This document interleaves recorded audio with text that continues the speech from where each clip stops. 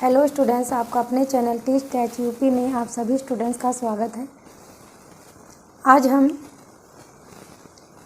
Board exam preparation chapter wise regular video डालूंगी और आज मैं स्टार्ट कर रही हूँ रियल नंबर्स। कुछ बच्चे कह रहे थे कि मैम इंग्लिश मीडियम वीडियो बनाइए, तो आज से मैं इंग्लिश मीडियम वीडियो बना रही हूँ।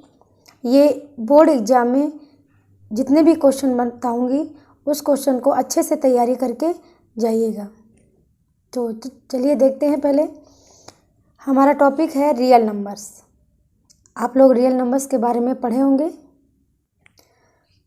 अब देखिए, थोड़ा सा मैं बता दे रही हूँ। रियल नंबर्स आपका जो रेशनल नंबर होता है, आपने पढ़ा होगा रेशनल नंबर के बारे में। क्या होता है? A number which can be expressed in the form p upon q where p and q are both integers and q is equal to not to 0 called rational number। और जो जिसे p upon q के रूप में express नहीं कर सकते वो हमारा क्या होता है? इरेशनल नंबर होता है। तो रियल नंबर क्या होता है? जो आपका रेशनल नंबर और इरेशनल नंबर्स होता है taken together are known as real numbers. लेकिन क्या है कि every real number is either a rational number और एन इरेशनल नंबर। ठीक है, तो चलिए हमारा टॉपिक इसमें है पहला यूक्लिड डिवीज़न लेमा, या इसे बोलते हैं यूक्लिड डिवीज़न एल्गोरिथम। तो चलिए पहले इसके बारे में पढ़ते हैं, फिर उसके बाद क्वेश्चन देखेंगे।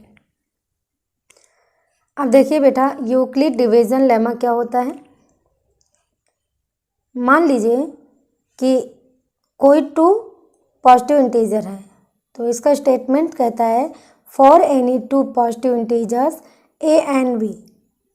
कोई पॉजिटिव इंटीजर है ए और बी, तो there exist unique integer q and r satisfying the relation a is equal to b q plus are.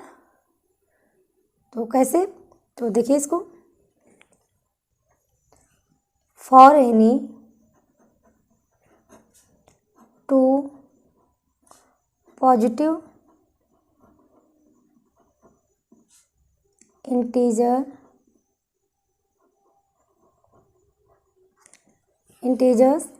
a and b। ठीक है, इसके बाद कहता है there exists unique integer q and r satisfying क्या relation है? a is equal to b q plus r. और वह कह रहा है जीरो, ये जो आर है जीरो से बड़ा है, हो सकता है और जीरो के बराबर भी हो सकता है। और ये बी क्या है? ये आर से हमेशा बड़ा रहेगा। अब कन्फ्यूजन ये आती होगी कि ये आर क्या है, क्यू क्या है, बी क्या है, ए क्या है। तो चलिए इसी बात को मैं समझा रही हूँ। देखिए बेटा, जब ये यहाँ पे देखिए ए क्या है,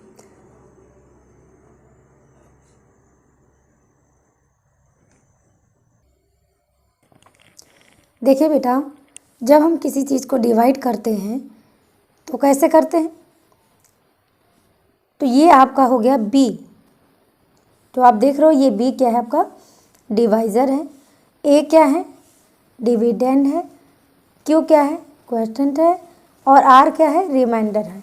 ठीक, तो इसे इस रूप में लिख दिया गया। देखिए ए इज इक्वल टू ये बी क्यू प्लस आर, यही चीज़ है। तो आर यहाँ पे क्या है? आपका रिमाइंडर। तो जैसे ये आर क्या है? आपका यहाँ पे रिमाइंडर। तो जो ये आर होता है हमेशा क्या होता है? जीरो से बड़ा होता है, या यहाँ पे जीरो आ सकता है, या जीरो से बड़ी कोई डिजिट आ सकती है। और ये बी क्या है आपका डिवाइज़र। तो क्या कहने का मीन्स ये है कि जो रिमाइंडर है, रिमाइंडर से हमेशा क्या बड़ा होगा डिवाइज़र। ये जो डिवाइज़र होगा हमेशा रिमाइंडर से बड़ा होगा। ठीक है, तो इस बात को तैयार कर लीजिए, इसी पे क्वेश्चन दिया हुआ है। फिर इसके बाद आता है यूक्लिड डिवीज़न एल्गोरिथम। तो ये क्या होता है, जो है कह सकते हैं ये based on the Euclid division lemma and is a technique to find the HCF of two given positive integers. इसकी सहायता से हमें क्या निकालते हैं, एचसीएफ निकालते हैं। ठीक है, तो इतना बेसिक चीज़ें जान लीजिए, ये बहुत है। अब इसके बाद मैं जो क्वेश्चन बताऊंगी उसको अच्छे। अब चलिए देखते हैं क्वेश्चन, देखते हैं। क्वेश्चन दिया हुआ है using Euclid division algorithm find the HCF of 135 and 225। ये 3 पार्ट में दिया हुआ है। इस टाइप के क्वेश्चन एग्जाम में ज़रूर आते हैं, इसे अच्छे से तैयार कर लीजिएगा। तो चलिए इसमें देखते हैं। फर्स्ट पार्ट दिया है 135 एंड 225। हमें इसे निकालना है एचसीएफ, किसकी सहायता से, क्या लिखा है, यूक्लिड डिवीज़न एल्गोरिथम से निकालना है। तो सबसे पहले हमने फॉर्मूला बताया था A is equal to b q plus r, और यहाँ पे क्या है, 0 से हमेशा r क्या होगा, बड़ा होगा या तो इसके बराबर होगा, और r क्या है आपका रिमाइंडर, रिमाइंडर से हमेशा बड़ा होता है डिवाइज़र। ये आपका b क्या हो गया, आपका डिवाइज़र। ठीक, अब हमें इसको एक्सप्रेस कैसे करेंगे, कुछ बच्चे बड़े कंफ्यूज हो जाते हैं कि इसको हम कैसे इसमें यहाँ कैसे लिखें, तो इसीलिए मैं बता रही हूँ। तो सबसे पहले जब हम लोग डिवाइड करते हैं तो क्या लिखते हैं, छोटी डिजिट इधर लिखते हैं और बड़ी डिजिट अंदर लिखते हैं। ठीक, अब अगर हम इसको डिवाइड करेंगे तो देखिए 135 1 बार कितना आ गया।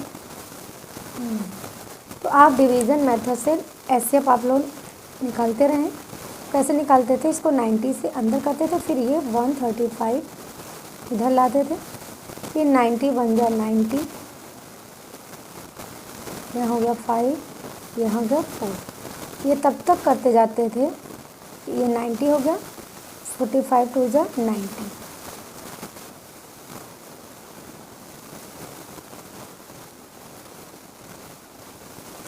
या 0। ठीक, अब ये कन्फ्यूजन आती है तो इसको हम लिखेंगे कैसे। तो देखिए सबसे पहले यहाँ पे समझ लीजिए, ये आपका क्या है, ए जो अंदर होता है, ये आपका ए क्या है, डिविडेंड। ठीक है, ये आपका क्या है, डिविडेंड। ठीक, अब हमारा ये बी क्या है, ये हमारा बी है। ठीक है, और ये क्या है हमारा, ये हमारा डिवाइज़र है। ओके, ये आपका क्या है, ये आपका क्यू है, इसे क्या बोलते हैं, क्वोटिएंट। ठीक है, और हमारा ये क्या है नीचे, ये हमारा है रिमाइंडर।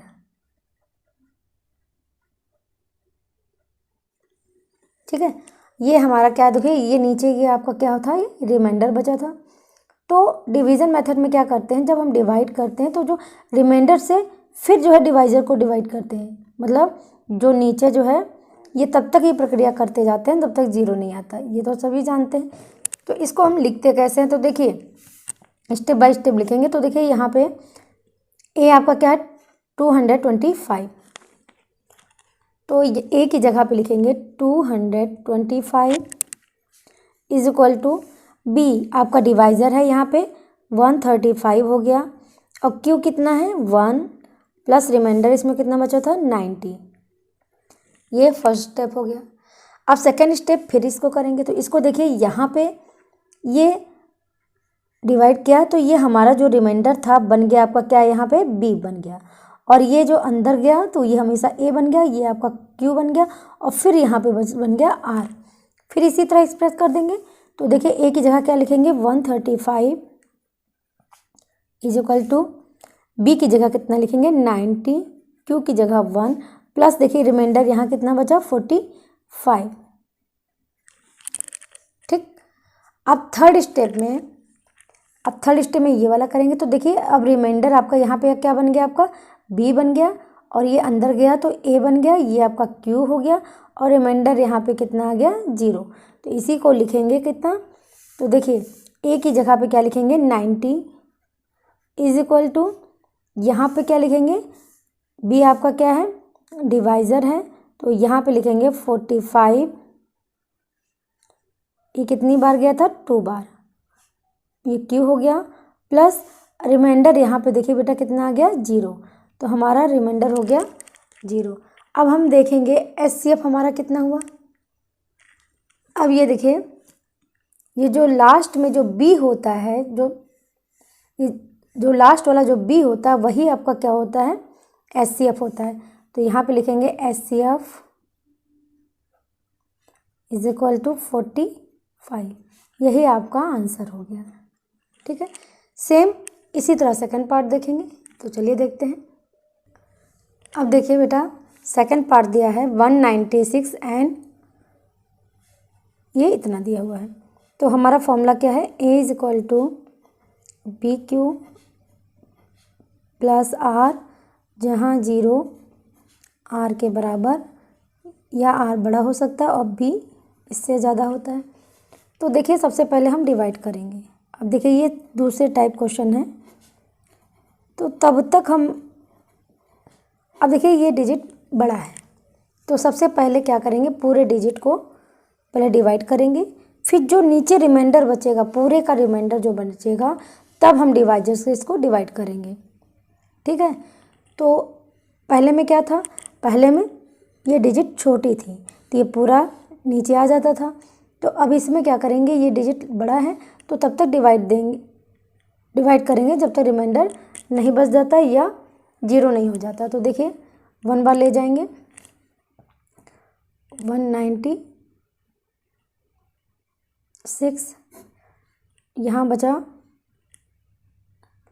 6, यहाँ हो गया 6, यहाँ पे बचा 8, यहाँ पे 3 में से 1 गया आपका, इधर हो गया, ये हो गया 2 में से 1 गया 1, 186। फिर इस पर 2 उतारेंगे। अब देखिए कितने बार जाएगा, ये 9 बार चला जाएगा, 9 बार जाएगा तो ये आपका हो जाएगा इतना। जब इसे ये हो गया 8,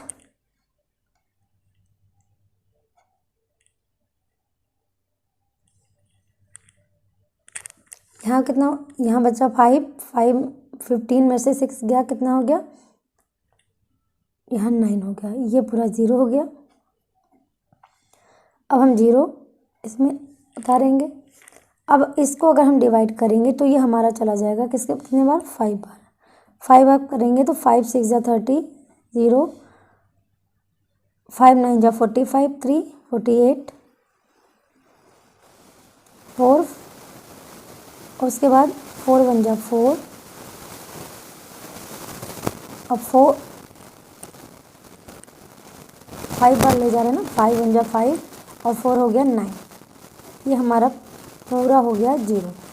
ठीक, अगर इसमें रिमाइंडर बचता तो इसको फिर इसको अंदर लाते, फिर इसको डिवाइजर को फिर यहाँ लिखते, फिर इस तरह ये निकालते जाते, लेकिन यहाँ पे हमारा हो गया सीधे 0। तो ये हमारा क्या है अंदर, ये हमारा हो गया ए, ये हो गया बी, ये हो गया क्यू और ये रिमाइंडर हो गया आपका आर। भाई इसको पुट कर देंगे, ए की जगह लिखेंगे 38 इज इक्वल टू बी हमारा है यहाँ पे 96, क्यू हमारा है 195 और यहाँ पे रिमाइंडर कितना हो गया बेटा 0। ठीक है, अब देखिए यहाँ पे एचसीएफ कितना हो गया, एचसीएफ हमारा हो गया कितना